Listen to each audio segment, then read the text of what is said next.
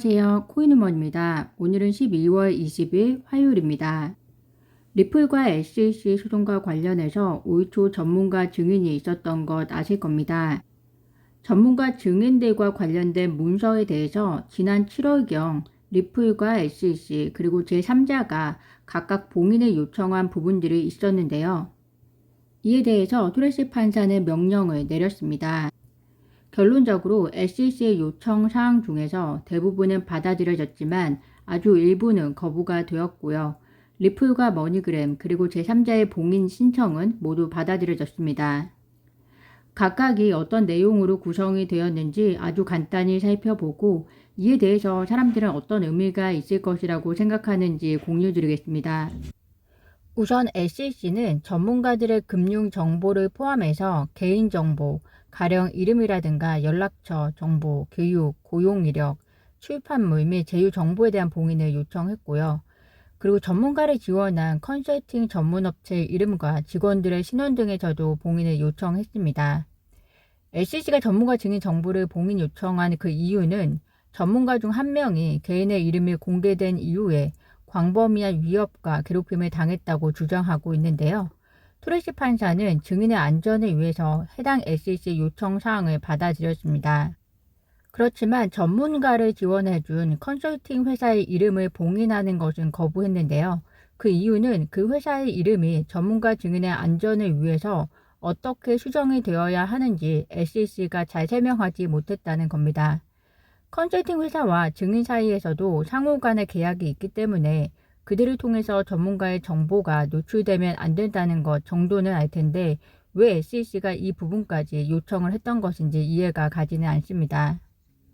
리플은 다음 5가지 봉인을 요청했었습니다. 첫 번째가 리플의 비공개 감사 재무제표, 두 번째가 리플 사업의 기밀 재무 조건, 세 번째가 특정 비전문가의 신분, 네 번째가 리플 전 현직 직원의 신원, 그리고 마지막으로 전 현직 직원들의 개인 신상 정보 및 재무 정보.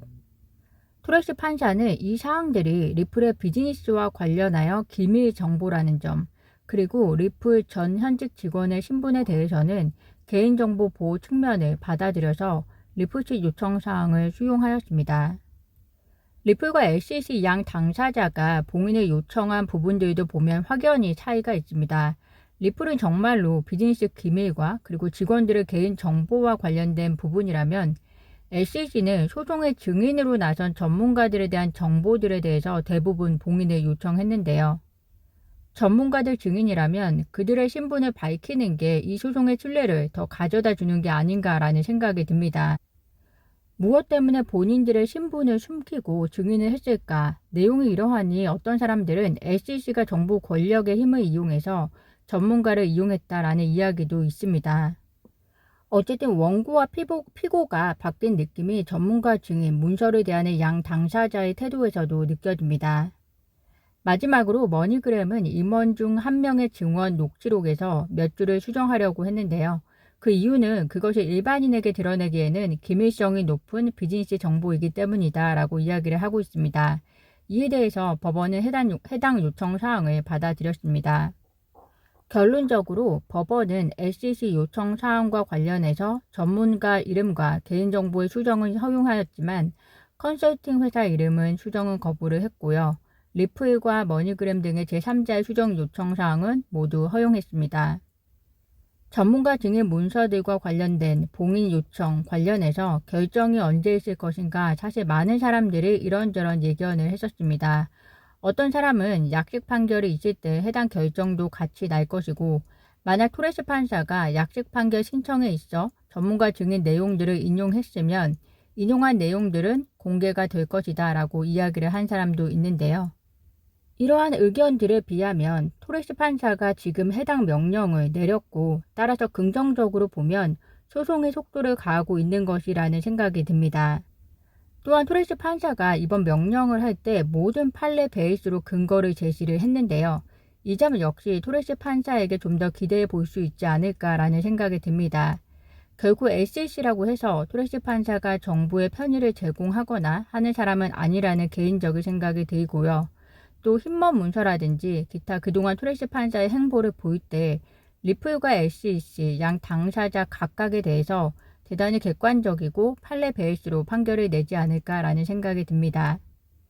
사죄의 암호화폐 혹한기 속에서 의회도 그 누구도 규정에 대한 갈피를 잡지 못하고 있는 상황에서 토레스 판사의 이번 리플과 SEC 판결이 결국 암호화폐 산업이 전진하기 위한 중심이 되지 않을까라는 생각이 드는데요.